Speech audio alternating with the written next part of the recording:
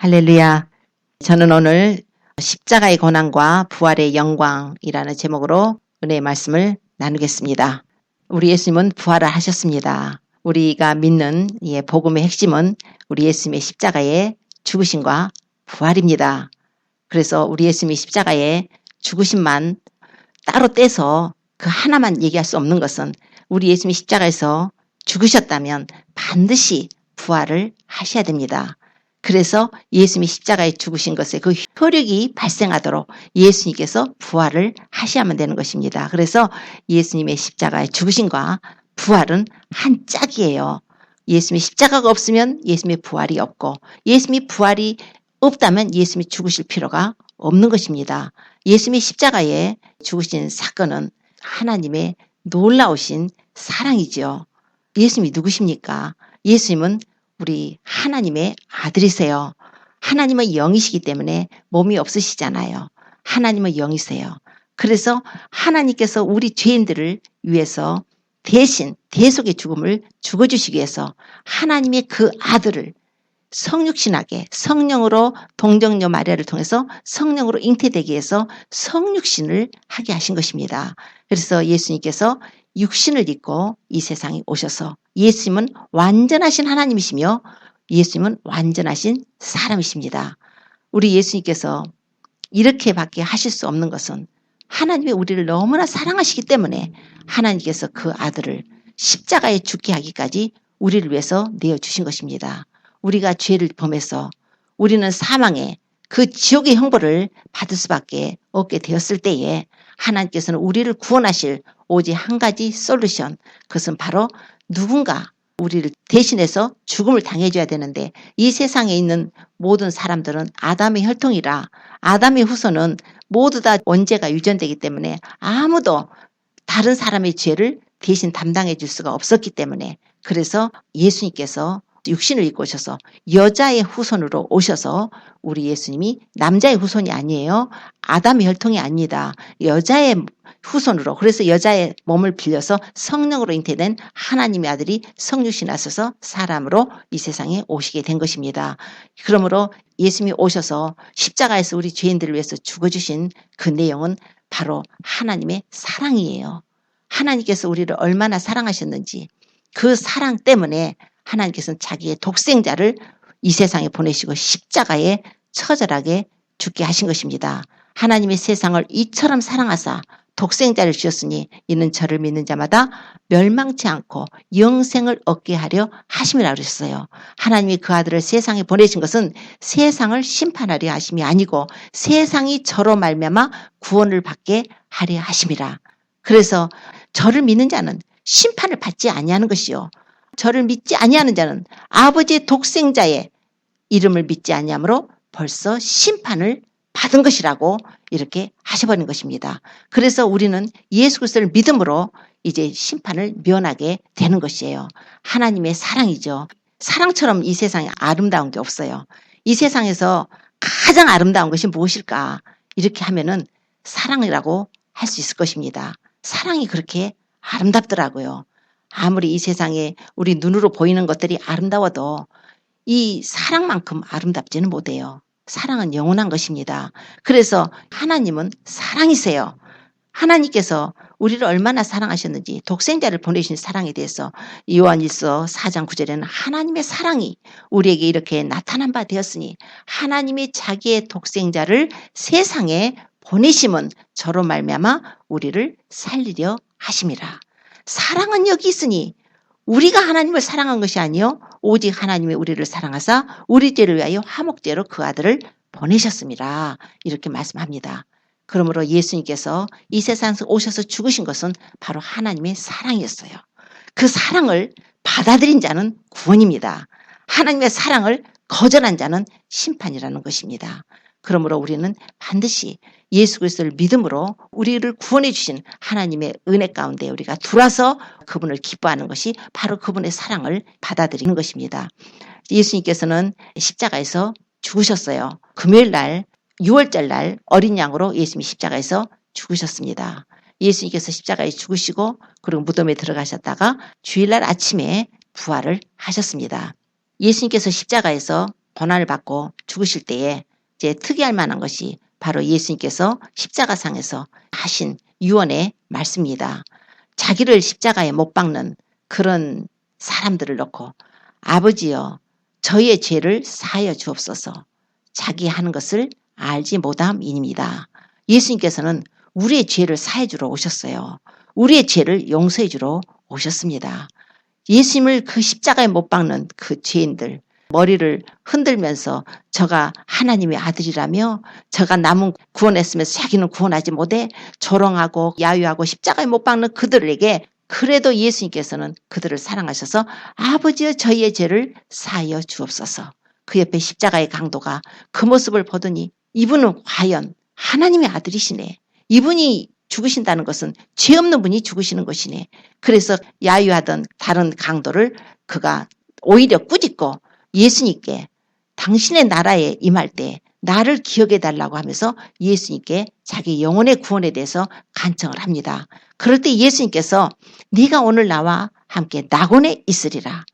그 십자가의 강도가 믿음의 고백을 통해서 이분은 죄가 없으시고 너랑 나랑은 죄 때문에 이런 고통을 당하는 거지만 이분이 아무 죄가 없다고 그 사람을 꾸짖고 당신의 나라에 임할 때 나를 기억하소서 할까 그거에 너무 기쁘셔서 우리 예수님께서는 그 십자가에서 운명하시는 그 시간에도 한 죄인을 구원하여 주신 것입니다. 이게 바로 하나님의 사랑이에요.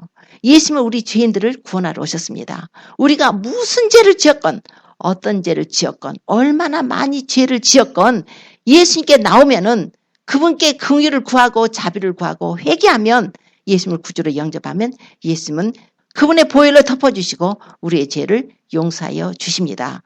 예수님께서 십자가에서 달려 계실 때에 보니까 자기 육신의 어머니 마리아가 있는 거예요.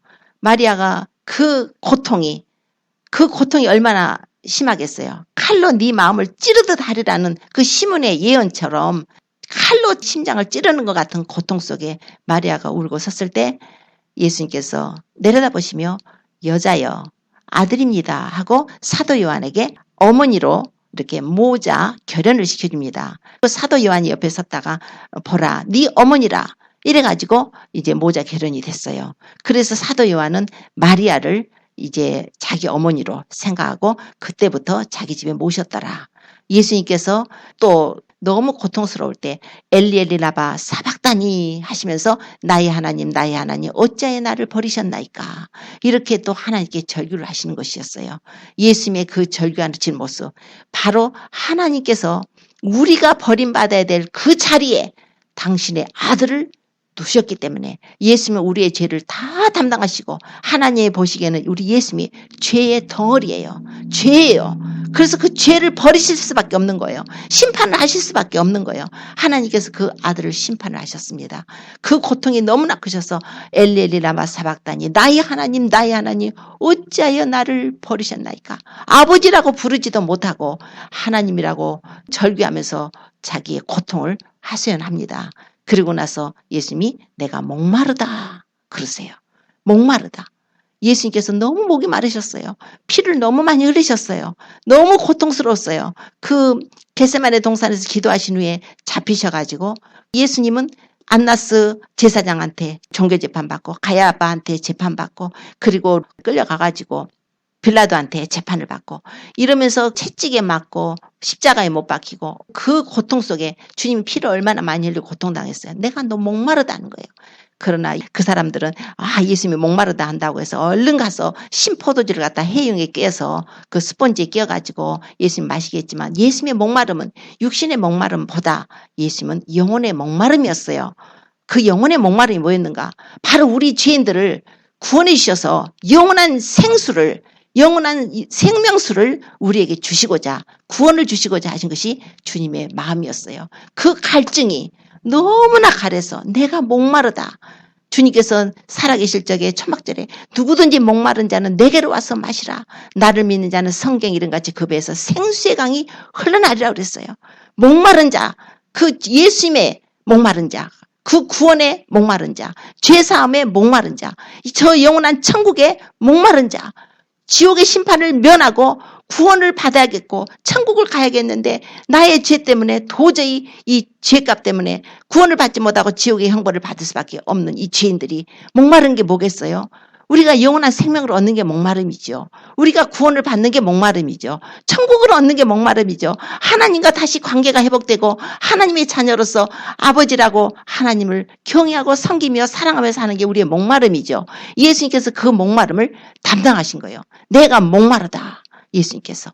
그러고 나서 예수님이 다 이루었다 그러셨어요. 다 이루었다. 예수님께서 십자가에 죽으신 사건은 주님이 이루셔야만 하는 하나님으로부터 받으셨던 사명이었어요.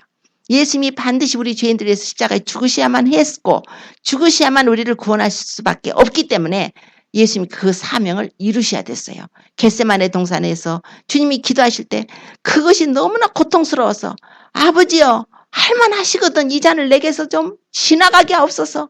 그러나 내 원대로 마옵시고 아버지의 원대로 되기를 원하나이다. 우리 예수님이라도 그렇게 그 죄를 다른 사람의 죄를 더러운 인간의 죄를 짊어지고 예수님이시라도 그걸 하시고 싶으셨겠어요.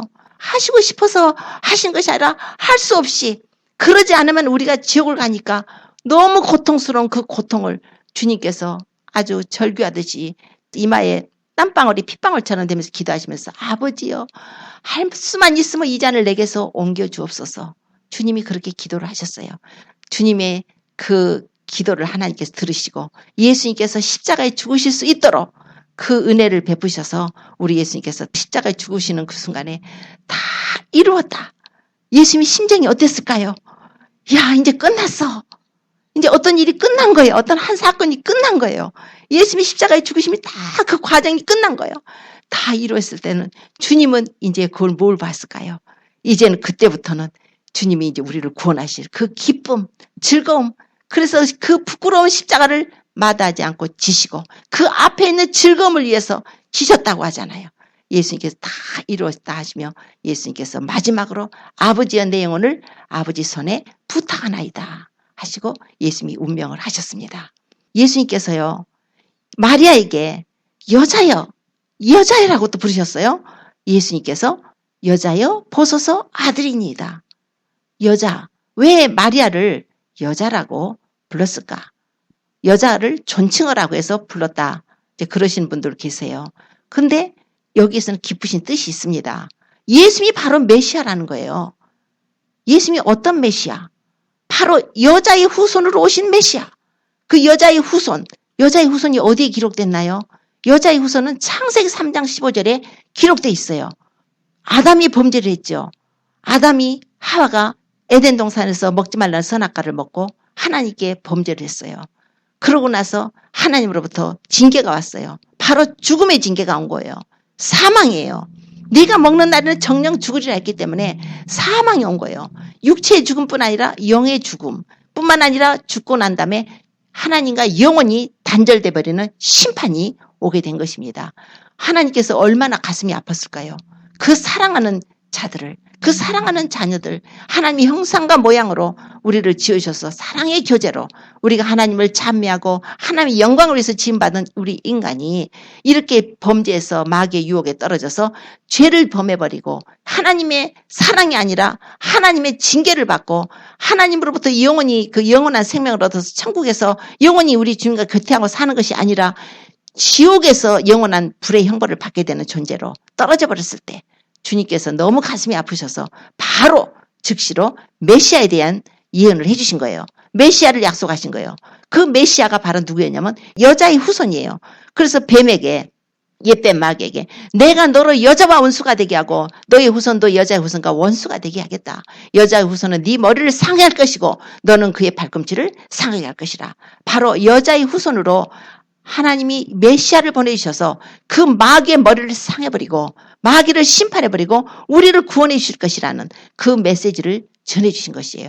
거기에 나오는 여자의 후손.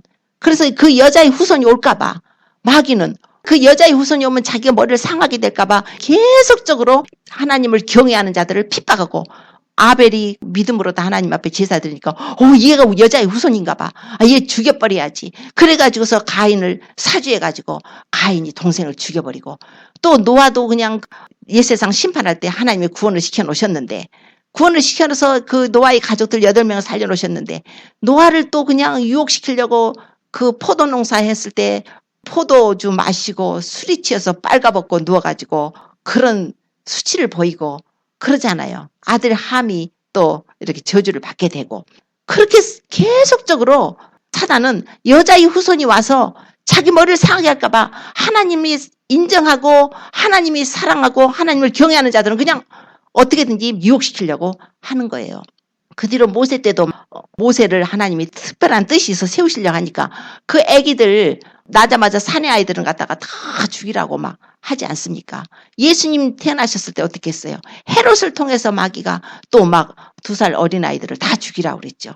뭐 이렇게 해서 계속적으로 마귀는 그 메시아가 오실까 봐서 이분이 후손인 것 같아. 그럼 어떻게든지 핍박을 하든지 죽이든지 이렇게 했던 것이었어요. 자, 때가 됐어요. 갈라디아 4장 4절에 보니까 때가 참에 하나님이 그 아들을 보내서 여자에게서 나게 하셨다 그래 버리시는 거예요. 예수 그리스도가 바로 여자의 후손이에요. 때가 참에 그 아들을 보내셨어요. 여자에게서 나게 하셨다. 이렇게 했습니다. 예수님께서 갈릴리 가나에 혼인잔치에 이제 초대받아가지고 제자들하고 갔습니다. 근데 어머니가 거기서 이제 혼인집에서 이제 일을 돌봐주고 있다가 마리아가 이 집에 포도주가 떨어졌대. 큰일 났네. 이제 잔치를 7일간이나 해야 되는데 중간에 포도주가 떨어졌으니까 낭패인 거예요. 손님은 계속 오는데 포도주가 떨어졌어. 어떡하지? 그러니까 예수님께서 여자요. 예수님께서 마리아에게 어머니라고 하지 않고 여자요. 나와 무슨 상관이 있나이까? 아직 내 때가 되지 아니하였나이다. 그래 버리시는 거예요. 여자야라고 부르는 거예요. 예수님을. 그러나 이제 마리아는 종들을 불러가지고 예수님이 무슨 말씀을 하든지 그대로 해라 해가지고 이제 물이 포도주로 변화가 되는 그런 기적을 예수님이 행하셔 주셨죠. 그런데 예수님이 십자가에서 운명하시는 순간에 또 한 번 마리아에게 여자여 그렇게 하시는 거예요. 보소서 아들이니다. 그러니까 창세기 3장 15절에서부터 계속적으로 예수님은 내가 바로 하나님이 인류의 죄를 담당해서 구원할 메시아라는 것을 이렇게 말씀을 하셨던 거예요. 그래서 예수님은 성경대로 성경을 이루시기 위해서 성경대로 여자의 후손이 오셔서 십자가의 고난을 받아주신 것입니다. 예수님께서 6월절 날에 6월절 어린 양이 되셔서 마치 출애굽할 때 이스라엘 백성들이 출애굽 할 때 그 애굽의 장자를 죽이는 심판을 면하게 하려고 6월절 양을 잡아서 피를 내서 그 고기를 먹고 피를 바르라고 했던 것처럼 이제는 실제 대신 예수님이 오셔서 6월절 어린 양으로 그 죄에 대한 죽음에 대한 심판을 명케 하실 하나님의 6월절 어린 양으로서 6월절 날에 예수님께서 십자가에 못 박혀 죽으시게 된 것입니다. 그래서 고린도서 5장 7절에는 우리의 6월절 양 그리스도께서 희생이 되셨느니라 이렇게 분명히 말씀을 하고 있어요. 예수님이 바로 6월절 양이었다는 거예요. 세례요한은 보라 세상 죄를 지고 가는 하나님의 어린 양이다 그랬어요. 세상죄라는 것은 바로 저와 우리 성도님들 이 세상의 모든 죄예요. 예수님은 이 세상의 모든 죄를 다 담당하시고 희생양이 되어서 십자가에 죽으신 것입니다. 그런데 예수님이 십자가에 죽으시고 난 다음에 운명하시고 난 다음에 하나님은 예수님을 살려버리신 거예요. 3일 만에 예수님은 부활을 하신 것입니다. 예수님이 십자가에 죽으신 것은 하나님이 자신을 낮추신 사건이에요. 예수님이 비하라고 그래요. 예수님이 얼마나 자기를 낮추셨는지 더 이상 낮출 수 없을 정도로 하나님의 아들이 오셔서 멸시천대 능욕을 수치를 다 당하시고 그 범죄자들이 죽는 형벌 십자가 형태로 해서 처절하게 그 죽음을 맞이하셨어요. 자기가 지은 세상에 오셨어요. 자기 백성에게 오셨어요. 그 백성들로부터 배척을 당하고 십자가에 못 박혀 죽임당하시는 그 고통. 그래서 빌립보서 2장 6절에는 그는 근본 하나님의 본체시나 하나님과 동등됨을 취할 것으로 여기지 아니하시고 자기를 비어 종의 형체를 가지시고 사람으로 오셨고 사람의 모양으로 나타나셨으며 자기를 낮추시고 죽기까지 복종하셔서 십자가에 죽으심이라 이렇게 말씀하고 있는 거예요. 낮추셨다는 거예요. 하나님이 예수님께서 그렇게 낮추셨는데 그럼 예수님을 그냥 두실까요? 절대 하나님은 그렇게 안 두세요. 우리 예수님께서는 인자는 섬김을 받으러 온 것이 아니라 도리어 섬기려 하고 내 목숨을 많은 사람의 대성물로 주려 함이라고 하셨어요. 예수님의 섬김을 받으러 오신 것이 아니라 도리어 섬기러 오셨어요. 그래서 자기의 목숨을 많은 사람의 대성물로 내어주셨습니다. 이런 예수님을 하나님이 안 높이시겠어요? 하나님이 사랑이시잖아요. 예수님은 하나님이 얼마나 사랑하시는지 몰라요. 이는 내 사랑하는 아들이요 내 기뻐하는 자라 그랬어요. 하나님이 사랑하시는 자, 가장 사랑하시는 자. 마치 아브라함이 독자 이삭을 그렇게 사랑했던 것처럼, 그건 이제 비유적인 거지만 하나님의 사랑은 그로 표현할 수 없는 그 사랑. 그러나 인간으로서 하나님의 사랑을 조금이라도 느껴볼 수 있는 것은 아브라함이 독자 이삭을 사랑했던 그 사랑. 그 사랑으로 우리는 느낄 수밖에 없겠죠. 그 하나님이 사랑하시는 그 사랑을 하나님께서 처참하게 십자가에 죽게 하신 거예요. 그런데 예수님은 철저하게 그것을 복종하신 거예요. 마치 아브라함이 이삭을 갖다가 모리아산 번제단에다 죽이려 했을 때 이삭은 순순하게 그걸 순종을 했습니다. 어떻게 그럴 수가 있습니까? 젊은 애들이, 어린애들이 어떻게 그렇게 순종할 수가 있어요? 그런데 순종을 한 거예요. 그 모습이 뭐였어요? 바로 우리 예수님의 모습이에요. 그래서 성경에 기록된 거예요. 그러다 보니까 하나님이 이삭을 축복을 안 하실 수가 없는 거예요. 이삭이 농사를 지니까 한 해에 100배를 축복을 받았대요. 상상해보세요. 어떻게 100배를 받을 수가 있어요? 똑같은 땅덩이에. 하나님께서 하나가 옛날에 열렸다면 100개가 열리게 해줬다는 거니까 100배라는 거예요. 그런 자들에게 하나님이 축복을 하시는 것입니다. 예수님께서 죽기까지 자신을 낮추시고 하나님께 순종하심으로써 그는 육체에 계실 때 자기를 죽음에서 구원하실 이에게 심한 통곡과 눈물로 간구와 소원을 올렸고 그의 경외하심을 인하여 들으심을 얻었느니라 그래요. 그가 아들이시라도 받으신 고난으로 순종함을 배워서 온전하게 되었은즉 자기를 순종하는 모든 자에게 영원한 구원의 근원이 되게 하시고 하나님으로부터 네가 멜기세덱의 반차를 줬는 대제사장이라 이렇게 칭하심을 받았다. 이게 히브리서 5장 7절 이하에 나온 말씀입니다. 자, 이렇게 예수님이 순종하셨는데 그래서 하나님이 그를 높으셨어요. 빌립보서 2장 9절에 이름으로 하나님이 그를 지극히 높여 모든 이름 위에 뛰어난 이름을 주사 하늘에 있는 자들과 땅에 있는 자들과 땅 아래에 있는 모든 자들로 예수 이름에 모든 무릎을 꿇게 하시고 모든 입으로 예수를 주라 신하여 하나님 아버지께 영광을 돌리게 하셨다는 거예요. 하나님이 높이셨어요. 바로 예수님이 이제 부활하심으로 그때부터는 예수님은 완전히 이제 하늘에 올라가셨죠. 하나님 보좌 우편에 앉으셨죠. 하나님이 이제 만왕의 왕 만주의 주로 높이셨죠. 이제 심판주가 되어버리신 거예요. 예수님은 심판주가 돼서 이 세상에 오실 것입니다. 하나님께서는 그 아들을 독생자를 보내서 십자가에 죽게 하셨지만 예수님은 3일 만에 부활하신 거예요. 부활의 날에 가장 첫 번째로 만난 자가 누굽니까? 그 여자들이에요. 여자들, 당시에 이스라엘 사람들은 여자들은 자기들 숫자에도 치지 않는 그런 사람들이에요. 그런데 여자들이 그렇게 정말 예수님을 사랑해서 그 십자가에 운명하시는 순간에도 떠나지 못하고 있다가 그날 아리마대 사람 요셉하고 그 니고데모가 예수님이 장사 치르는 것을 시체를 내려가지고 장례 치르는 것을 다 보고 어디에다가 뒀나 하고서 그것도 찾아가서 보고 그런 후에 무덤을 알아놨다가 안식일 다음날 이제 아침 일찍이 그들이 향품을 발라드리려고 무덤에 갔는데 그때 막 지진이 일어나더니 그냥 하늘에서 빛처럼 눈처럼 하얀 두 천사가 내려오더니 그 예수님이 들어있는 그 동굴, 거기는 무덤이 동굴이에요. 그 동굴 무덤에 그 돌을 갖다가 확 올려버리고서 있는 거예요. 그걸 보고서는 이제 너무 놀래갖고 무서워했지만 천사들이 너희는 무서워하지 말라. 너희가 십자가에 못 박히신 예수를 찾는 줄 내가 안다. 예수께서 여기 계시지 않다. 살아나셨느니라 이렇게 말해요. 와서 너희가 이 무덤을 보라. 예수님께서 살아나셨어요. 그리고 얼른 가서 제자들에게 그 사실을 알리라고 그래서 베드로하고 요한이 뛰어왔죠. 그래서 베드로가 요한이 뛰어서 들어와 보니까 무덤을 보니까 예수님이 안 계시는 거예요. 이제 베드로나 요한은 너무나 황당했겠죠. 예수님 십자가에 죽으신 것도 너무나 고통스러운데 시체까지 잃어버린 거예요. 그렇게 해서 예수님이 이제 안 계신 것을 확인한 증인이 됐죠. 그러나 다른 사람들은 다 이제 집으로 내려갔는데 안 내려가고 있던 막달라 마리아가 또 한 번 울면서 그 무덤을 들여다보니까 천사들이 여자여 누구를 찾느냐 그래요. 그러니까 내 주를 어디다 뒀는지 내가 알지 못해서 운다고 이렇게 말을 합니다. 그런데 또 사람이 서 있는 것 같아서 뒤를 돌아보니까 어떤 분이 서 계시는 거예요. 예수님이셨는데 못 알아본 거예요. 부활하시면서 이 다른 모습으로 보이게 된 것입니다. 그래서 쳐다보니까 예수님이 여자여 어찌하여 울며 누구를 찾느냐. 그러니까 동산직인 줄 알고 주여 당신이 옮겨갔거든 내게 이르소서 내가 가져가리이다. 이럴 때 주님이 이제 눈을 열어주십니다. 예수님께서 마리아여 하는 순간에 눈이 열리니까 예수님인 거예요. 예수님이 살아나셨어요.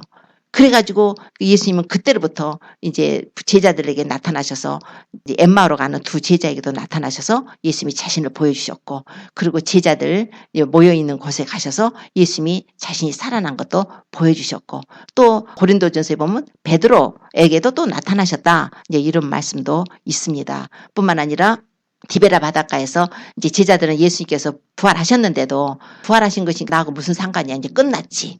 예수님 부활하신 걸로 끝이야. 우리는 그냥 옛날 생업으로 돌아가서 어부나 하자. 이러고서 이제 다시 어부하러 디베라 바닷가를 갔을 때 주님이 나타나셨어요. 그래서 주님이 나타나셔서 거기서 얘들아 고기가 있느냐? 그러니까 없습니다 했을 때 배 오른편에 그물을 던져라 했을 때 그때 153마리의 큰 물고기를 잡았다고 이렇게 기록을 합니다. 그래가지고 이제 배를 끌고 와서 보니까 예수님께서 숯불에 떡을 다 구워놓고 가지고 생선도 좀 가져오라 해가지고 생선도 굽고 제자들 주시면서 이제 주님이 다시 살아나셨다는 것을 확신을 시켜주시는 거예요. 그리고 거기서 베드로를 만나서 베드로에게 이제 사명을 주십니다. 너는 내 양을 먹이라. 치라 내 양을 먹이라. 네가 나를 사랑하느냐 3번 물으시고 이제 3번 이렇게 목양을 하도록 그래서 주님의 양떼를 이제 맡기십니다. 이렇게 해서 예수님께서 부활하신 사건. 그러면서 너희는 예루살렘을 떠나지 말고 내게 들은 바 아버지의 약속하신 것이 올 때까지 기다려 그랬어요.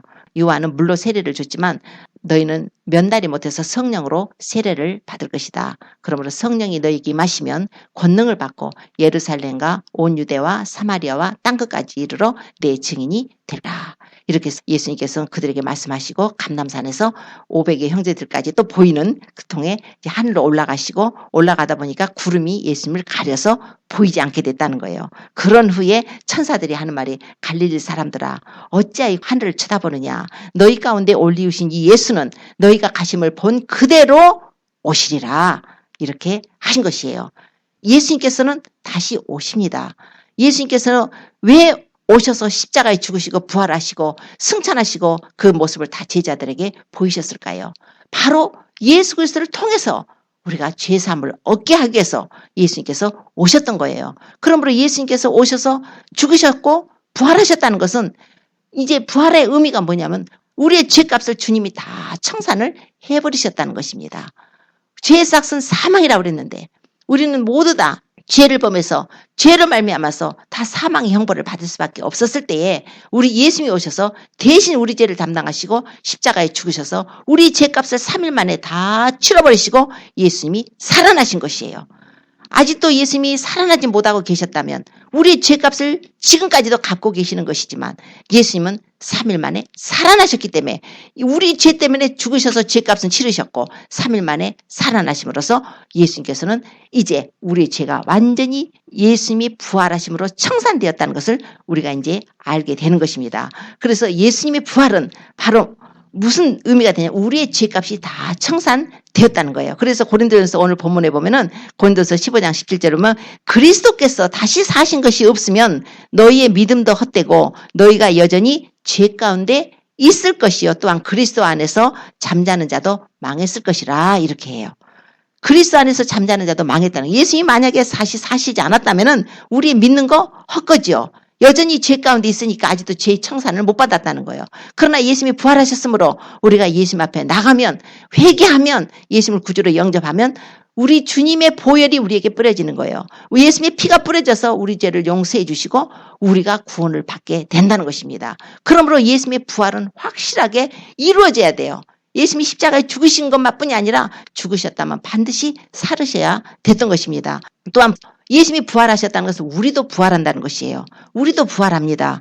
고린도서 15장 20절에는 이제 그리스도께서 죽은 자 가운데서 다시 살아 잠자는 자들의 첫 열매가 되었다 그래요. 예수님이 첫 열매라면 우리가 어떤 그 나무를 심어갖고 열매를 따면, 식물에서 열매를 따면 이제 그걸로 끝인가요? 앞으로 점점 많은 열매를 추수할 거 아니에요.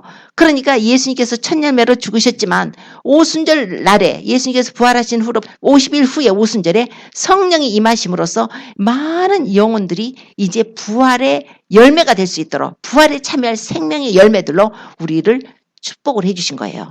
그래서 생명 열매들이에요.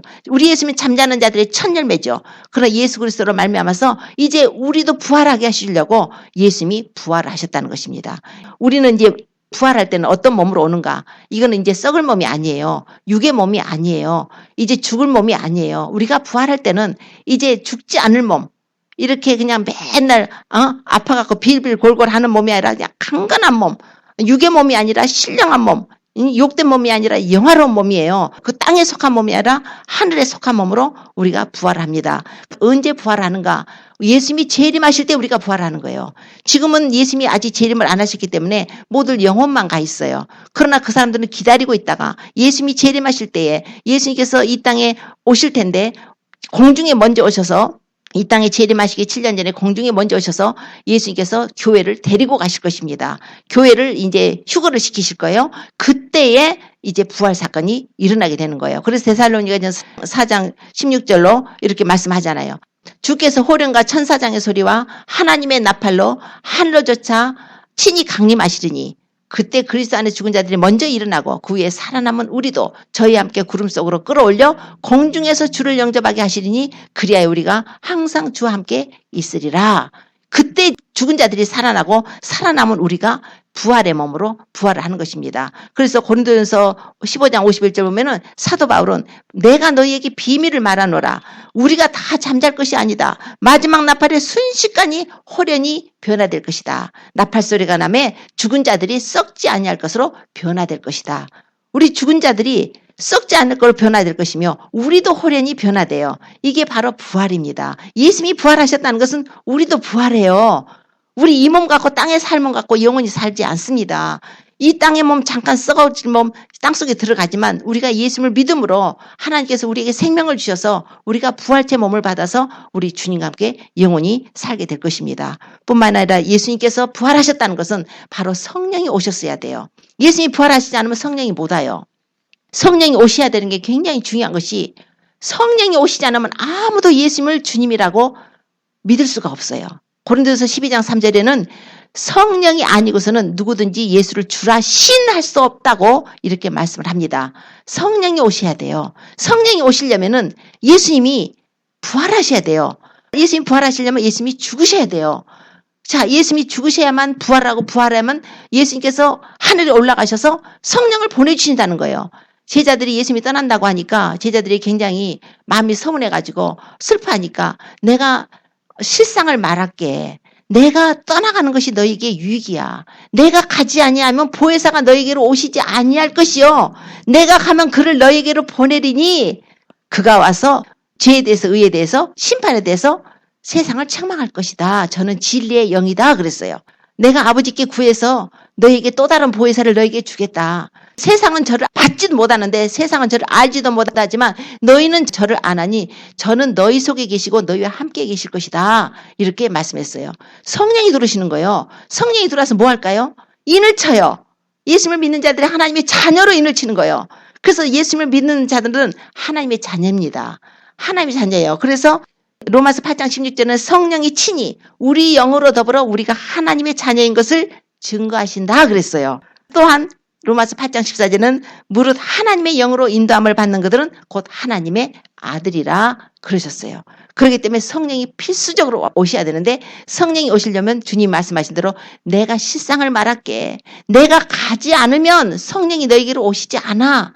즉 성령이 안 오시면 우리는 하나님의 자녀도 될 수 없고 성령이 오시지 않으면 구원도 못 받는 거예요. 성령이 오시지 않으면 우리는 믿음을 가질 수도 없어요. 거듭날 수가 없다는 거예요. 한마디로. 니고데모에게 사람이 물과 성령으로 거듭나자면 하늘나라에 들어갈 수가 없다 그랬잖아요. 성령이 오셔야 우리 영혼을 거듭나게 하셔서 우리가 구원을 받고 하늘나라를 들어가게 되는 것입니다. 그래서 성령이 오셔야 되기 때문에 예수님이 부활하셨어야 돼요. 이게 바로 부활의 의미예요. 뿐만 아니라 예수님이 부활하셨다는 것은 악한 마귀의 사망 권세를 깨뜨려 버리셨어요. 사망이 뭐예요? 죄를 지은 사람들은 사망에 꽉 감옥에 갇혀가지고 절대 못 일어나요. 예수님 외로다가 누가 다시 살아났다고 영원토록 살고 있는 사람이 누가 있나요? 없죠. 예수님 한 분만이 부활을 하셔가지고 사망이 다시 주장하지 못해요.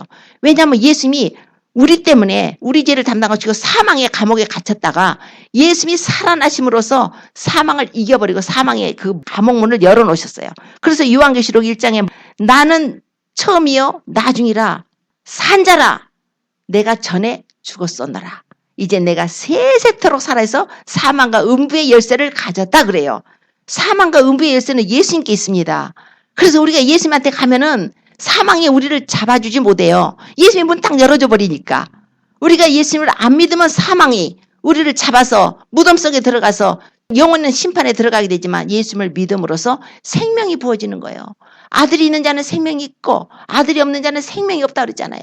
그래서 아들 예수 그리스도로 말미암아서 우리가 생명이 부어져서 이제는 사망이 우리를 주장하지 못해요. 그래서 예수님이 바로 사망 권세를 이겨버렸다는 거예요. 자녀들은 혈육에 속하였으며 그도 또한 함께 혈육에 함께 속하시면 사망으로 말미암아 사망의 세력을 잡은 자 곧 마귀를 없이 하시며 또 죽기를 무사함으로 일생에 매여 종로로 나는 모든 자를 놓아주려 하심이라 그랬어요. 마귀를 멸해버린다는 거예요. 여기서 마귀를 멸해버린다는 것은 마귀가 없애버린다는 것이 아니라 마귀의 일을 멸해버리는 거예요. 마귀는 죄짓게 해서 사람을 지옥으로 끌고 가고 심판을 받게 해요. 그러나 예수님께서는 오셔서 죄인이 회개하고 죄사함을 얻게 받는 거예요. 죄인이 회개하고 죄사함을 받고 용서받고 구원을 받게 되는 거예요. 심판이 아니라 사면을 받는 거예요. 용서를 받는 거예요. 생명이 부어지는 거예요. 그런 자들에게. 그래서 요한일서 3장 8절은 죄를 짓는 자는 마귀에게 속하나니 마귀는 처음부터 범죄한 자라고 그랬어요. 그러나 하나님의 아들이 오신 것은 마귀의 일을 멸하려 오셨다고 하신 것입니다. 예수님이 오셔서 마귀의 일을 멸해버리셨어요. 그래서 죄를 짓는 자는 마귀에게 속한다고 그랬으니까 요한일서에 뭐라고 그래? 자녀들아 내가 이것을 너희에게 쓰면 너희로 죄를 범치 않게 하려 함이라 그래요. 죄를 범치 않게 한다고 쓴다는 거예요. 만일 누가 죄를 범하면 아버지 앞에 우리에게 대언자가 있으니 곧 의로우신 예수 그리스도시라. 저는 우리 죄를 위한 화목제물이니 우리만 이해할 뿐 아니라 온 세상의 죄를 위하심이라. 만일 누가 자기의 죄를 자백하면 저는 미쁘시고 의로우사 우리 죄를 사하신 모든 불의에서 우리를 깨끗게 하여 주신다. 이렇게 계속적으로 말씀을 하고 있는 것입니다. 우리 예수님께서 오셔서 이제 그 마지막에 재림하셔서 이제 예수님을 믿는 자들을 추수를 하실 것입니다. 믿는 자들은 영생으로, 그래서 생명의 부활로, 믿지 않는 자들은 심판의 부활로 나오게 됩니다. 그래서 그러기 위해서는 성령이 오셔야 돼요. 그러기 위해서는 성령이 오셔야 우리 인을 쳐서 하나님의 자녀가 되고 우리가 심판을 면하고 구원을 받고 생명을 얻고 이제는 지옥이 아니라 천국으로다가 이제 그 형벌이 아니라 하나님의 사랑을 받는 자녀가 되게 하셨으니 이 얼마나 놀라운 일입니까? 이게 바로 우리 예수님이 부활을 하셔야 되는 일이에요. 예수님이 부활을 해서 성령을 보내주셔야만 이런 일이 우리에게 벌어지게 되는 거예요. 그래서 인자의 살을 먹지 않고 인자의 피를 마시지 않은 너희 안에 생명이 없느니라. 내 살을 먹고 내 피를 마신 자는 영생을 가졌고 마지막 날에 내가 그를 다시 살리리니 내 살은 참된 양식이요 내 피는 참된 음료로다. 예수님이 피를 뿌려주시고 예수님이 깨뜨리신 몸을 주셔서 우리가 죄사함을 얻게 하시고 성령님이 오셔서 그 일이 효력이 되도록 효력을 발생하도록 이제 그래서 성령님이 오셔서 인을 치시고 믿는 자들에게 피뿌림을 주시고 죄사함 주시고 구원을 주시고 그래서 너희가 그 은혜를 인하여 믿음으로 말미암아 구원을 얻었나니 이것이 너희에게서 난 것이 아니요 하나님의 선물이라 이렇게 말씀한 거예요. 우리는 하나님의 선물을 받은 자들입니다. 성령님을 받으셨습니까? 성령님이 내 안에 계십니까? 성령님이 나를 성전 삼고 내 안에 계신다고 그랬어요. 예수님을 믿는 자라면 성령님이 내 안에 계십니다. 우리가 삶 속에서 성령님을 혹시 슬프게 하거나 성령님을 근심시키지 말라고 했어요. 성령님은 우리 안에 살고 계십니다. 우리하고 함께 계세요. 그러니까 내가 혼자 산다고 생각하지 말고 내가 예수님을 믿는 자라면 예수님의 피뿌림을 얻은 자라면 하나님께서 어떠한 사랑으로 우리에게 베푸셔서 예수님이 십자가에 죽으셨는가를 생각을 하셔야 됩니다. 날마다 그 은혜에 감사를 하셔야 되고 그렇게 은혜로 베푸셔서 우리에게 주신 은혜니까 구원이니까 절대로 흘러 떠내려가지 않도록 우리가 그 구원을 가볍게 여겨서는 안 된다는 것입니다. 이 구원을 지켜야 돼요. 믿음을 지켜야 돼요. 세상으로부터 뺏기지 않도록 세상이 우리에게 좋은 것을 주는 게 아니라 예수님이 우리에게 좋은 것을 줍니다. 각양 좋은 은사와 각양 좋은 선물이 위로부터 빛들의 아버지께로 내려오는 거예요. 우리 이 땅에 사는 건 잠깐입니다. 앞으로 예수님을 믿기 위해서 어떤 핍박들이 있게 될 것입니다. 이제 예수님이 오시면 교회를 데리고 가세요. 그래서 교회를 데리고 가시는데 혹시 남게 된다면 이 세상은 엄청난 환란이 있게 됩니다. 핍박이 있게 돼요. 예수님을 끝까지 죽음으로써라도 예수님을 지키십시오. 내 안에 계신 예수님의 믿음을 붙잡으세요. 이제 때가 됐습니다. 이렇게 세상이 악하면 이제 정말 주님 오셔야겠습니다 할 정도로 이렇게 세상이 더러워졌으면 정말 우리가 빨리빨리 이제 우리 자신을 회개함으로 우리 자신을 준비를 해야 할 것입니다. 믿지 않는 자들에게 첫째로 예수님을 믿으라고 우리가 전해야 될 것이며 믿음이 연약한 우리 자녀들, 우리 가족 형제들 그들의 영혼을 위해서 기도를 해 주십시오. 그리고 우리가 살고 있는 우리 사회, 국가 또 이 온 세상 이거 지금 핍박받고 있는 우리 주의 형제들 너무나 많아요. 너무나 많습니다. 너무나 악한 자들이 그 학교 같은 데 쳐들어가가지고 그냥 너 기독교인이냐? 그러면 죽여요. 지금 동일한 일들이 이제 전 세계적으로 일어나게 될 것입니다. 그렇게 된다고 했어요. 하나님이. 온 세상에 그런 일이 일어날 거라고 했기 때문에 그런 때가 됐기 때문에 이제 우리는 정신을 차리고 깨어서 근신해서 기도하면서 우리가 저 믿음을 굳게 해가지고 끝까지 내가 죽더라도 예수님 배반하지 말고 예수님을 믿음으로 구원을 받을 수 있도록 하나님께 은혜를 구하십시오. 이제 그렇게 해야 될 때가 됐습니다. 날마다 우리가 기도하고 날마다 성경 말씀 읽으면서 말씀과 교제하고 다른 사람 영혼들 위해서 중보하고 또 사랑도 행하십시오. 그리고 다른 사람 미워하는 사람 있으면은 우리가 풀어야 됩니다. 용서해야 됩니다. 용서받을 사람이 있으면 가서 용서도 받아야 돼요. 그리고 모든 사람과 화평해야 됩니다. 거룩함을 이루라고 그랬어요. 하나님은 거룩하기 때문에 내가 거룩하니 너희도 거룩하라 했으므로 우리가 말씀과 기도로 거룩해진다고 그랬어요. 그래서 그거를 나의 삶 속에서 그 경건의 능력이 나오도록 모양만 있는 것이 아니라 이제는 그 삶 속에서 실제로 나의 삶이 주님과 동행하는 삶으로 그분을 기쁘시게 하는 삶으로 우리가 살아가야 될 것입니다.